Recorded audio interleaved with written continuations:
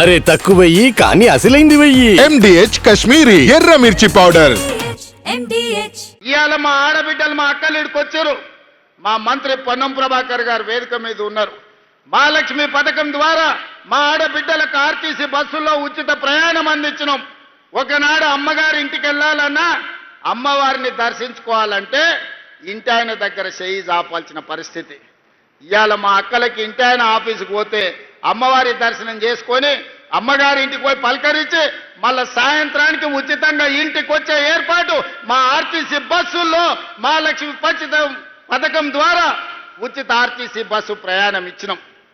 ఈ 16-17 నెలల దాదాపుగా 5,500 కోట్ల రూపాయలు ఈరోజు ఆడబిడ్డల ఉచిత బస్సుకు మనం ఖర్చు పెట్టడం జరిగింది. ఇదే కాదు, మా ఆడబిడ్డలు ఉన్నారు, సంఘాల సభ్యులు ఉన్నారు. ఈరోజు ఎవరెవరో పెద్ద పెద్ద వ్యాపారస్తులు బస్సులు కొని ఆర్టీసీకి కిరాయికి ఇస్తున్నారు. కానీ మా ఆడబిడ్డలకు సంఘాలకు 600 బస్సులు ఇచ్చి 150 బస్సులు నేనే ప్రారంభించిన. ఇవాళ ఆడబిడ్డల బస్సులు కొని ఆర్టీసీకి కిరాయికి పెట్టి లక్షాధికారులను ఇవాళ కోటీశ్వరులను చేసే విధంగా ఆడబిడ్డలకు ఆర్టీసీ బస్సుల యజమానులను చేసింది మన ప్రభుత్వం కాదా? ఒకసారి ఆలోచన చేయండి.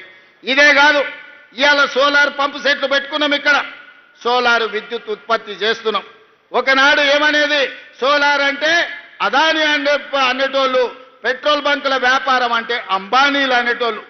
కానీ ఇవాళ మా ఆడబిడ్డలకు 1000 మెగావాట్ల సోలార్ విద్యుత్ ఉత్పత్తి చేసే ఒప్పందాలు బట్టి విక్రమార్క గారితో చేయించి సోలార్ ఉత్పత్తి చేయండి, కోటీశ్వరులు గాంధీ అని చెప్పి 1000 మెగావాట్లు వాళ్లకు బ్యాంకు ద్వారా లోన్లు ఇప్పించి ఇవాళ ఒప్పందాలు చేయించినాం. ఇవాళ రిలయన్స్ పెట్రోల్ బంకులు కాదు, మా మహిళా శక్తి, ఇందిరా మహిళా శక్తి పెట్రోల్ బంకులు వచ్చినాయి. నారాయణపేటలో నేనే స్వయంగా వెళ్ళి మా ఆడబిడ్డలు నడుపుతున్న పెట్రోల్ బంకును ప్రారంభించి మా ఆడబిడ్డలు పెట్రోల్ బంకులు నడపగలరని ఇవాళ ఆడబిడ్డలను పెట్రోల్ బంకుల యజమానులను ఇవాళ మనం చెయ్యలేదా? మీరు ఆలోచన చేయండి. ఇదే కాదు, హైటెక్ సిటీ అన్న శిల్పారామం చుట్టుముట్టుతంటే కోటీశ్వరులే ఉంటారు, మల్టీనేషనల్ కంపెనీలు ఉంటాయని చర్చ జరిగేది. విప్రో, ఇన్ఫోసిస్, మైక్రోసాఫ్ట్ లాంటి ప్రపంచ దిగ్గజ కంపెనీలకు అక్కడ ఆఫీసులు ఉన్నాయి.